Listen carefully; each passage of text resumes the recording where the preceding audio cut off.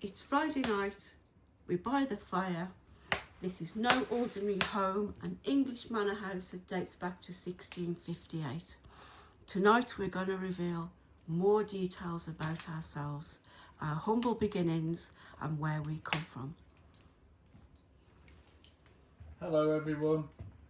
Yes, this is no ordinary home, and I suppose we're no ordinary people. Well, actually, we're very ordinary people because we have regular upbringing and come from a regular, normal background, and to live in this environment where we do now is beyond my wildest dreams, and I'd have never expected it.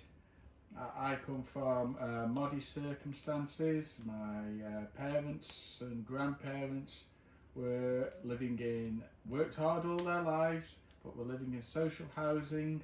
My grandfather never owned his own home. I can remember the man coming to collect the rent even when my grandfather was in his 80s. My father worked very, very, very hard all his life. He managed, I think he was the first member of our family to actually get a mortgage, and he worked hard and he paid his mortgage off by the time he was 50, 55. And I lived there for 30 odd years, but it was a very small house, 2-bedroom semi-detached bungalow. That isn't to say I had a bad upbringing by any means. I had lots of attention, I had lots of love, I had a good material standard, but I don't come from anything that can be considered wealthy or privileged, private school. And when people come here, they probably expect somebody to have an aristocratic background or a private education or an equestrian background, and they're sometimes a bit shocked to meet us and our broad accents. Because the man of the house, as you can gather, is from the Potteries, and myself, I'm a black country girl, and my background is that my dad was in the steel industry, and my mum, as they say in the black country, like we do buzz and not bus, never had a job. So, you know, there's nothing about us that is equestrian or privately educated like that. We're just ordinary, normal people, and like he says, people come here to do jobs or whatever and they're quite shocked. I can remember actually when we first moved in, and the neighbours around here are extremely wealthy, and I think they just took one look at us and thought, no, there's no way these two are going to be able to live in this house. And it was funny really, because when we bought the house, the man of the house parents was alive, and we couldn't believe it. We couldn't believe it when we got this house. And I'll tell you, this is a total true story.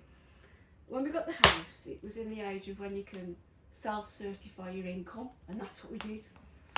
And there was no questions asked. You just put it on a piece of paper. This is what you earn, and along come the mortgage. Anyway, we thought, I just can't believe they're not asking any questions. You know, is this true? Have you got any proof? There was nothing, absolutely nothing. He just put it on a piece of paper and the bank accepted it. But anyway, I remember we was out to lunch, might have been an anniversary wedding or something, and we got the phone call, you've exchanged contracts. I thought, great, there's no going back now. Anyway, a few days later, this is the truth now, we had a call from the bank, and the bank said, we've had a look through your papers, I think we need to go through your finances again. I was like, it's too late, you know, and it was. There's absolutely no way they could go back with exchange contracts. Anyway, tell them about what your dad thought. Remember what your mum and dad did when we told them we first bought this house, and we pretended we just said we bought a little property and we showed them. Oh yeah, my parents were absolutely overwhelmed and amazed. They couldn't believe it. Of course, at that time the house was empty. It wasn't like what we've got now, but it was still amazing for them to see. They can't believe nothing like it because it's totally different and a world removed from what we know.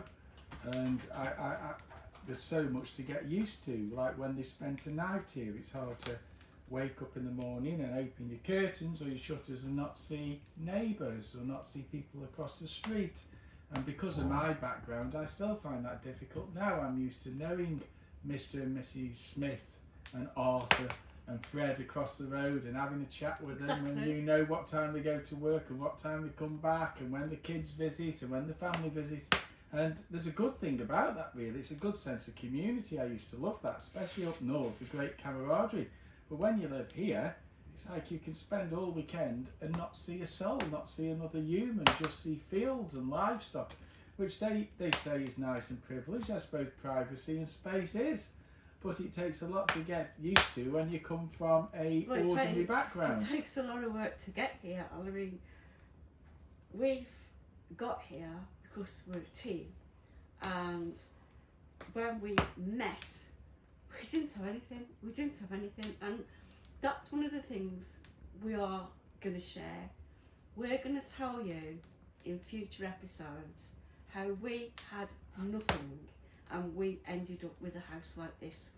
And I hope that you'll be interested in the story, and maybe if you are somebody who is interested in becoming rich, you can listen to our story and maybe one day that will be you.